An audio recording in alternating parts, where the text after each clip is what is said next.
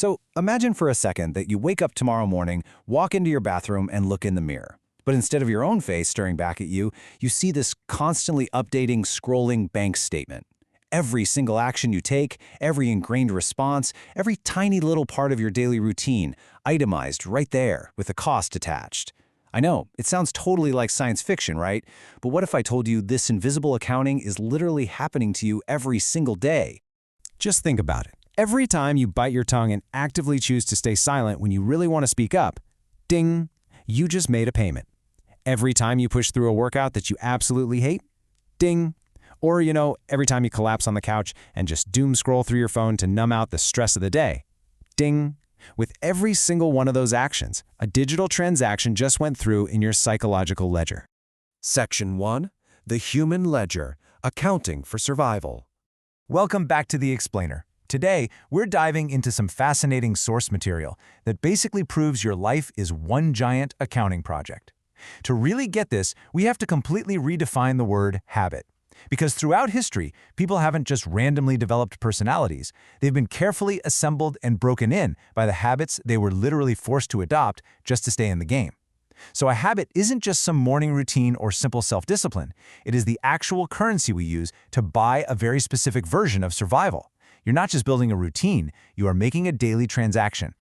Moving right along to Section 2, Upfront and Operational Costs, Paying to Stay in the Game.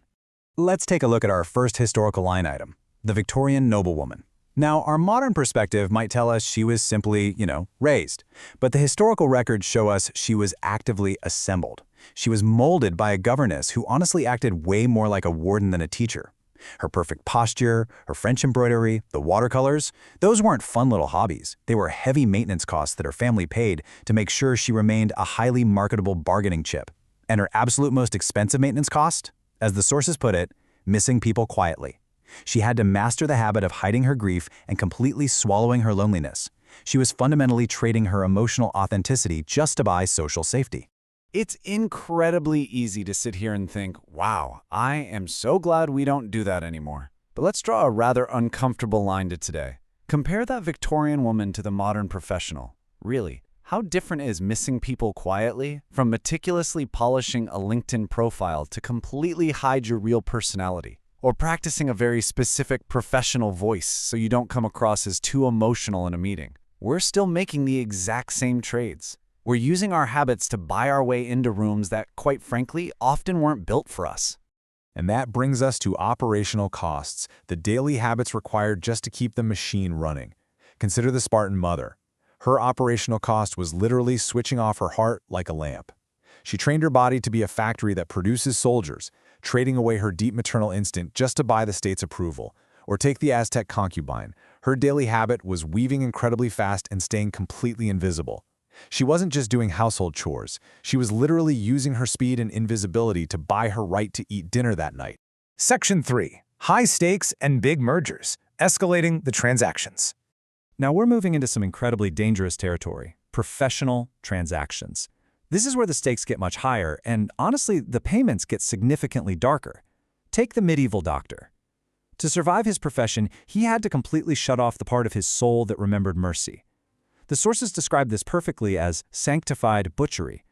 Every single time he chose to ignore a patient's screams during a brutal, unanesthetized procedure, he traded his natural human empathy to make a massive deposit into his own career survival account. That lack of empathy was the exact currency required to keep his job. Which brings us to the big mergers of history. Now, when companies merge today, one often gets entirely swallowed up, right?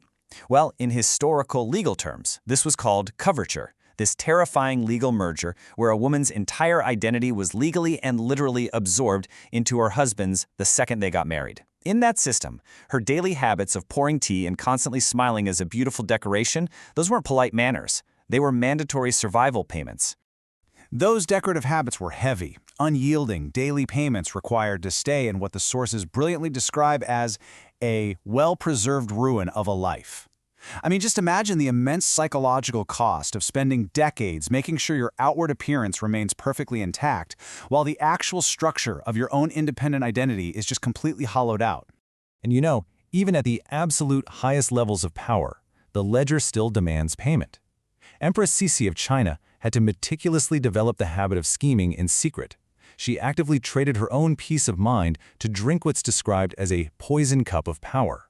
And why? Because she understood the brutal mathematics of her environment. She knew that if she didn't strike first, she would be completely erased from history, just as if she had never existed at all. Section 4. The body keeps receipts, reaching the end of the fiscal year. Because here is the inescapable truth. The accounting always catches up with you. By the time you reach the end of your fiscal year, these extreme transactions leave permanent receipts printed directly onto the body. For the Victorian woman, her receipts were literal skeletal damage. We're talking ribs permanently molded by steel corsets, and lungs carrying the chemical fingerprint of the arsenic she used to keep her skin pale. But the Spartan mother, she suffered this private disease of grief. When she paid her ultimate debt by handing her 7-year-old son over to the military barracks, she was fundamentally unequipped to survive it. Why? Because she had spent her entire life switching off her heart. Section 5. What are you buying? Auditing your own line items. So, let's turn this ledger squarely toward you. The question isn't whether or not you're making transactions. You absolutely are. Every single habit you currently hold is an active line item right now, today. Let's take the habit of people-pleasing. When you do this, your payment is your long-term identity, and you're spending it just to buy some temporary peace in the room. Or what about working 80 hours a week? The payment there is your literal physical health, which you're using to buy status or career security. You are actively trading pieces of yourself right now to stay in your specific game. And we really need to pay attention here because history offers us a very grim warning regarding these kinds of purchases. When you trade your health for status, or your authenticity for safety, the realization of what you've permanently lost doesn't usually happen right away. As the source material so acutely points out, the fix, or the realization, often arrives exactly 1 decade too late. Which brings us to the ultimate question you have to ask yourself when you look at your own balance sheet. I want you to take a hard look at the habits you perform every single day. Look at the toll they take on your mind and your body, and ask yourself, do you actually want what you're buying? Are the survival strategies you've adopted actually worth the currency you're paying? It's a heavy question, I know, but honestly, auditing your habits is the only way to stop paying for a life you don't want. Because if you refuse to look at your own ledger, who exactly is keeping your books?